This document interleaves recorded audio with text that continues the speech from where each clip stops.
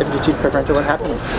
Well, actually, I was on my days off enjoying Kootenay Lake, and I got called because one of our members attended this residence behind me as one of the neighbors was pruning a tree, and the fellow that was living in here took exception to it and started to utter threats against the neighbor. Okay. And so why did the police get involved then at that point? Well, because he uttered threats and he threatened to push the individual off the ladder, so our members attended here to speak with the gentleman. Okay. Now there was, I saw an officer with an injury to his face. What happened there? Well, we only have one lone day shift officer working, so the RCMP officer came into our jurisdiction and provided cover for our member. Okay. And while they attended the scene, he threw this out the window and also a shovel.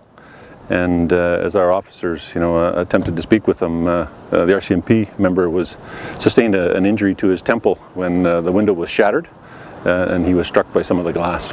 Okay. Is that the only injury that happened today? Yes, fortunately, that is the only injury. So was the gentleman who locked himself in his house? Is that what happened? Yeah, what he did is once the police arrived, he displayed signs of paranoia. And so he barricaded his house, and he accused the police officers of being American intelligence officers, and we didn't have jurisdiction to be on his property. Oh, wow. Okay. And why did it take the time it did to resolve this situation? Well, you know what? Our number one concern is, first of all, for the safety of our officers, and also for the safety of the individual who's barricaded in there. We don't need to, break the door down, because we knew that he was in a suite. He was isolated by himself. Nobody else was at risk. There was no possibility for him to come out of that residence, go to an adjoining residence, or take any hostages. So the situation was pretty much under control. Okay. Is there anything else about this situation? No, I'm glad it ended without any injuries. The gentleman is being taken up to Kootenay Lake Hospital for assessment right now.